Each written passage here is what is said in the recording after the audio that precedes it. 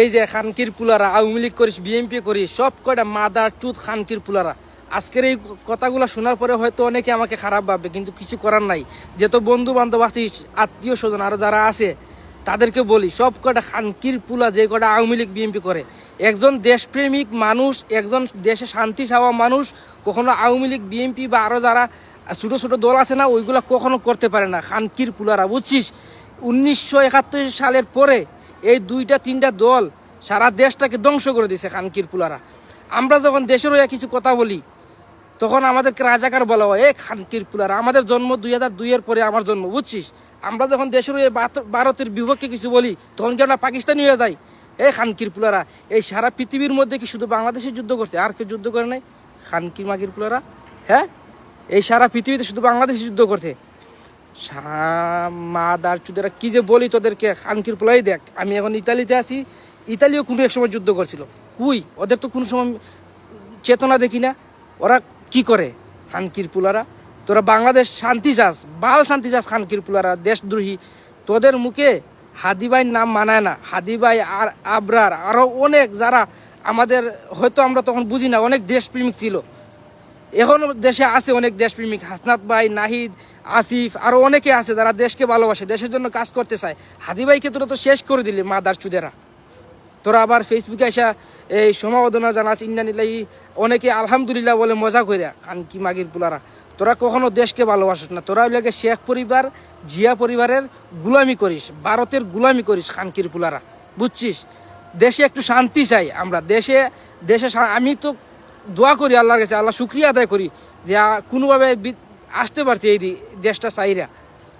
যেই দেশে একটা মানুষ শান্তি মতো ঘুরতে পারে না, একটা বিজনেস করতে পারে না, একটা কোনো মানে উন্নতি করবে সেই রাস্তা যাইতে পারে না, একজন আরেকজনের ক্ষতি করে, সেইখানে এই কর্মীগুলা খানকি মাগিরগুলারা শেষ করে দিতেছে হিংসা টিংসা কইরা। যেইগুলো দেশপ্রেমিক দেখায়, সত্য কথা বলে, দেশের হয়ে কথা বলে, ওইগুলার পিছনে তোরা লাগিয়ে যাস। তোরা চাস যে তোরা আওয়ামী লীগ বিএনপি রাজত্ব করবি। খানকিরগুলা 1971-এর পরে কত বছর হয়েছে? তোদের দেশে কি হয়েছে?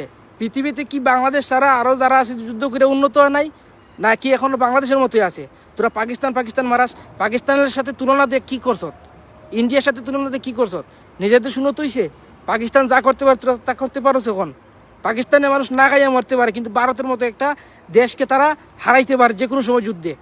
ভারত ভয় পায় পাকিস্তানকে। খানকির পুলা, তোর কি আছে? তোরা এই 1971 সালে আমরা বিশ্বাস করি, কিন্তু কি হয়েছে? ভারত আমাদের সাহায্য কইরা ওই যুদ্ধর অবদান যা আছে সব অবদান ওরা নিয়ে গেছে।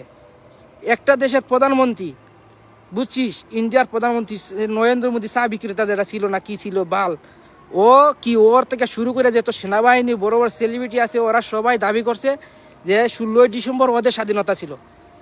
আমার যতটুকু জ্ঞানে কয়, বুঝছিস, আমি একটা পড়ছিলাম অনেক আগে যে যখন আমরা বাংলাদেশ, পূর্ব পাকিস্তান, পশ্চিম পাকিস্তান এক ছিলাম, তখন ইন্ডিয়ার সাথে একটা যুদ্ধ হয়েছিল। তখন ইন্ডিয়া আমাদের সাথে পরাজিত হয়েছিল।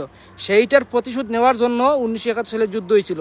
তাও একটা আমি মানি যে একটা দেশে এক সাইড অত্যাচারিত হয়েছিল, পাকিস্তান, পূর্ব পাকিস্তান, পশ্চিম পাকিস্তান, আমরা অত্যাচারিত হয়েছিলাম, ঠিক আছে। এই জন্য ইন্ডিয়া আমাদেরকে সাহায্য করছিল, আমাদেরকে বাঁচানোর জন্য না। ওরা প্রতিশোধ নেওয়ার জন্যই যুদ্ধটা করছিল এবং তারা সফল হয়েছে।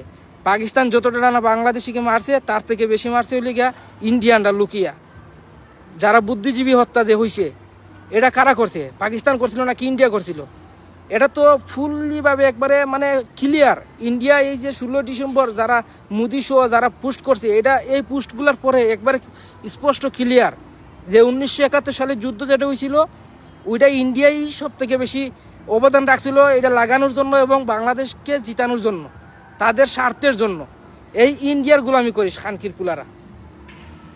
যেদিন পর্যন্ত আল্লাহর কসম, যেদিন পর্যন্ত এই গোলামি ছাড়তে পারবি না, ইন্ডিয়ার গোলামি, আওয়ামী লীগ, বিএনপি, আরও যে কটা আছে ছোটো ছোটো দল, ওই দলগুলোর গোলামি না ছাড়তে পারবি, কখনো ওই দেশ উন্নত হবে না, শান্তিও আসবে না কখনো ওই দেশে, বুঝছিস।